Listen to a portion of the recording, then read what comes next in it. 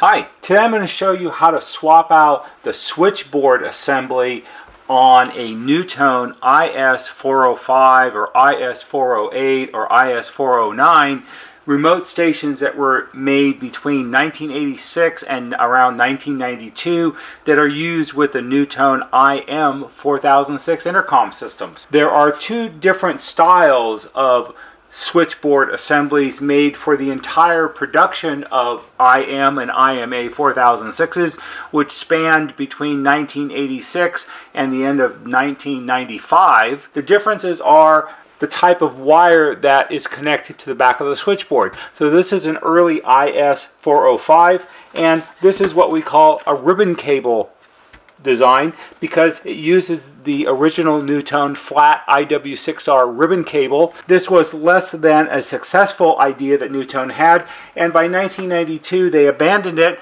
and went back to using standard IW6 6 individual wire in a cable design. The idea behind the IW6R was that you would pre-wire the house, and then when it was time to trim out the system, you would crimp this little black connector onto the end of the cable, and then you would simply take it and plug it into the switchboard, and all 6 connections are done, and it was really quick and easy. The downside to it was the original IW6R wire had solid stranded wire inside the cable, and that created connection problems within the little crimp-on connector. By the time you get to the IW6R with the stranded conductors inside of it, it had already gotten kind of a bad reputation, and also understanding how to crimp the connector on the end of the cable, regardless of which style cable you had, required the installer to read the instructions, which is something installers don't typically like to do, and the connectors would get put on wrong, and then it wouldn't work correctly. The problem 30 years later is that the IW6R ribbon cable becomes stiff and hard to bend, and when you're trying to unplug this and then plug it back in, you can lose the internal connections inside the crimp-on connector, and then your system or that station doesn't work correctly. So the ribbon cable is a problem. Periodically we'll have people contact us because they need to replace a switchboard in a remote speaker, more common patio station than an inside, but any of them could be a problem. And what we usually recommend and have available and sell to them is this. This is the later screw terminal type switchboard assembly. Gone is the 6 conductor ribbon cable socket, and it went back to the 6 individual screw terminals where the individual wires would be connected. Swapping this out for this out is fairly simple, but you have to understand what to do because there's a couple little tricks to it, and that's what I'm going to show you. You'll notice here that the switchboard is held onto the back of the speaker grill with 3 screws. There are spots for 2 more screws, so there could have been a total of 5, but for whatever reason, they only have 3. So to remove this, take out the 3 screws. A good place to put the screws while you're doing this is on the magnet on the back of the speaker, because that way they don't get lost. So we'll take these 3 off. And then we have to disconnect the blue wires that are on the back of the speaker cone. And the way I like to do this is use a small pair of needle nose pliers and just use the magnet as sort of a fulcrum and pry them off. Don't grab the blue wires and go like this, because you'll rip the wire out of the connector, and then you won't have any way to reattach it. At this end of it is the volume control knob, which is right here. And so if you grab it at this end and pull up, it'll slide off and the knob stays right there. We'll go ahead and put the knob out of the way for this minute. And then we have our remove switchboard. You're going to have to remove the little chrome caps because you're going to reuse those. And all you have to do is carefully grab them and slide them off. Since the switchboard is bad, if you break one of the switches, it's no great loss, but I'm not big on breaking things regardless. So let's look at our new one. Our new one looks pretty much identical, except for the lack of ribbon cable connector. So what we're going to do with this is we're going to put our knobs, chrome knobs, back on now. I prefer to put them back on before I put it back in because it's easier to line up the stem of the switch with the hole in the bottom of the knob. And we'll put those on. But before we mount this, let's take a look at it really in more detail. You have 6 places where screws are going to hold it to the back of the grill. But if we look at the back of our grill, we only have 5 screw posts. There's none here in the middle, because remember, NuTone was saving money by not even putting 5 screws in. They only put 3, but we need 5 screws because we have to have screws to attach all our wires underneath. And just as a comparison, here's a later grill. This is an IS405, and you'll see this has 6. So they added another screw post to the molding later on, but our original one doesn't have that. And then you go, oh no, what am I going to do? Well, it even gets worse than that. Not only do you need one more screw post, but if you remember, originally it only had 3 screws, and we're going to need 6 screws altogether. So what are you going to do? Well, you're going to do a couple things. One, if you get the switchboard from us, we're going to send you some extra stuff along with it, and part of the extra stuff will be screws. So let's go ahead and do the easy ones, and we'll go ahead and put in actually all 5 screws that it should have had originally.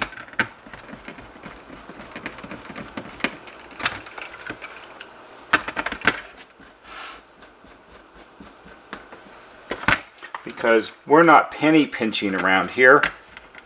There's 5 screw standoffs. I think we should put all 5 screws, don't you? It's just easier that way. Now I can tell that's a little crooked, and that's what you get if you tighten them down too far. Also, if you're doing this for real and you're actually installing this and you're going to hook a speaker cable to it or speaker wires to it, you're not going to tighten them all down all the way anyway, because you got to put the wires underneath them. But for this demonstration, I'm going to tighten them all down. So once you've done that, we'll go ahead and plug our now green wires onto the terminals of our speaker cone. And we're almost done. But we still have our 6th screw hole. And if we take our screw and we try to put it in there, there's nothing to screw it into because there's no screw post. So let me show you how to fix that. Now, there are 2 ways to do this. If you're someone that has a soldering iron, what you can do is you can take a little scrap piece of wire and you can solder it onto the little solder pad right here and then connect it to the wire that comes out of the wall. Most people aren't going to do that because they don't have a soldering iron and it's too much extra work. So what we do here, and we do this when we go to people's houses, is we use one of these. This is one of those little plastic wall anchors that you buy at the home improvement store, the kind that you make a little hole in the wall or in masonry brick or something, and you slip it into the hole, and then it has a screw, and when you put the screw into the hole and screw it in, it holds the screw tight, it expands it a little bit, and it holds it in place. And this is very handy because this can be our backup screw post. Now, right as it is right now, it's too long. So what I'm going to do is I'm going to cut the end of it off like this, because we're not worried about fastening something to a brick wall. We just need a spot for our speaker to fit, our speaker screw to fit into. And then I'm going to slip it underneath the hole on the switchboard. Then I'm going to put my screw, and I'm going to screw it in. And there you go. You've got a screw that you can tighten a wire down underneath it. So now your new switchboard is installed. You do have to put the knob back on, the volume control. So if you flip it over, what you want to do is, on the grill, there's these little hash marks, and at the last one it says normal range. And what you want to do is you want to turn it all the way up, which is clockwise, and then you want to align the dot on the knob with the last hash mark so it lines up properly. You don't want to just jam it on there any old way, and even when it's all turned up all the way, it looks like it's turned down all the way or it's only halfway. Let's get it oriented correctly and aligned properly so we actually know where the volume is set. So this part is all done. The last bit we have to do is we now have to connect our ribbon wire to the back of our screw terminal switchboard. So what you normally would do is you would take the portion of the ribbon cable that's hanging out of the hole in your wall, and you would take a pair of scissors and you would cut the connector off the end of the wire. Now I'm not going to do that with this particular one because this is a pre-made sort of test cable that I use here at the shop, and I don't want to cut the connector off because the connectors aren't available anymore and I don't want to waste one. So what I have is a scrap piece of IW6, right here. There's no connector on the end, but we can all use the theater of imagination and pretend that there is one. And I'm taking my scissors right now and making a nice square cut on the end of the cable so the connector falls off, and I've got a nice square end on it. You don't want to cut it all crooked at an angle because that's going to make it harder later on when you have to connect it up.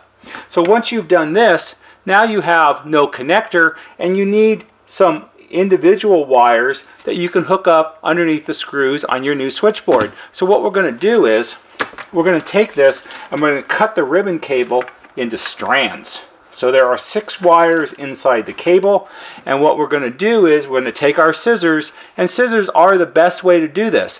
I get a lot of grief on jobs sometimes because I'm the guy with the tool bags on, and everybody wants to know, hey, what are the scissors for? And it's like, well, if I have to open something, I've got some scissors, or maybe I need to cut some wire. Whatever it is, it's really none of your business, so back off. Anyway, what you're going to do is you're going to take the scissors and you're going to put it in between the ridges on the ribbon cable and cut a strand.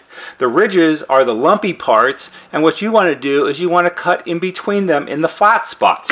And if you do it carefully, you won't expose any of the wire. And what I usually do, these are fairly standard, like 6-inch scissors, and I usually make 2 cuts, 1, 2, which gives you about 4 inches of wire, which is more than enough. You can cut it more if you want to. That's up to you.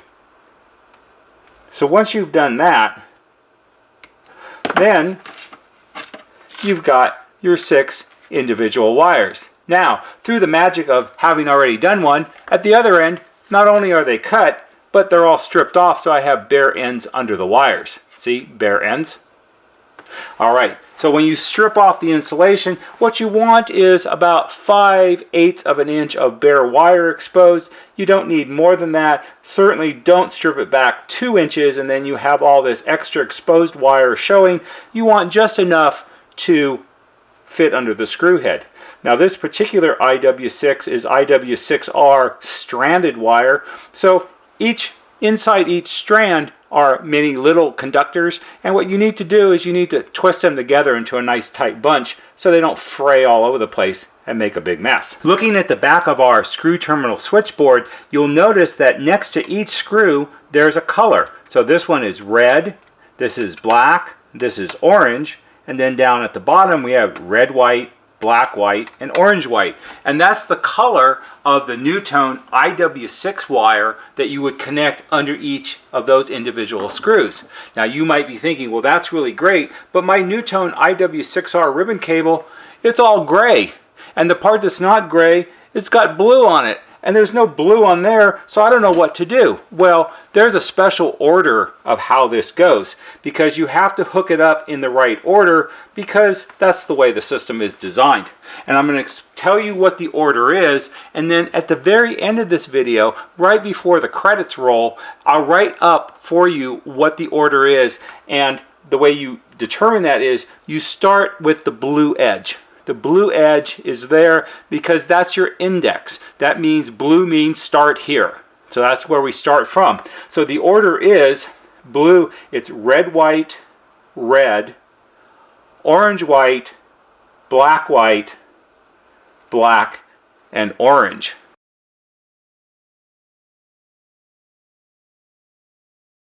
So let's do that one more time for all of you who didn't pay attention. Starting from the blue edge. It's red, white, red, orange, white, black, and orange.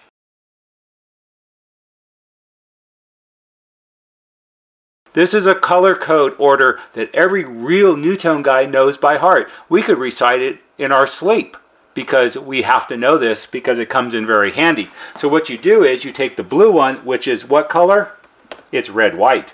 So you put it under the screw that says red, white. And the second one, what's that? Wait, what'd you say? Yes, you're right, it's red. So that goes under the screw that says red.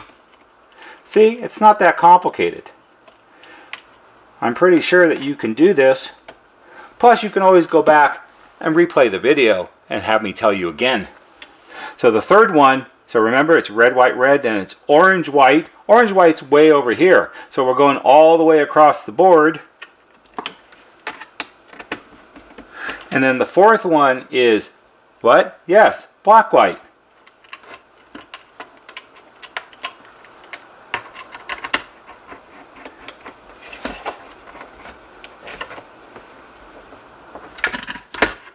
And then the fifth one is black. And the last one, which is also the sixth one, is orange.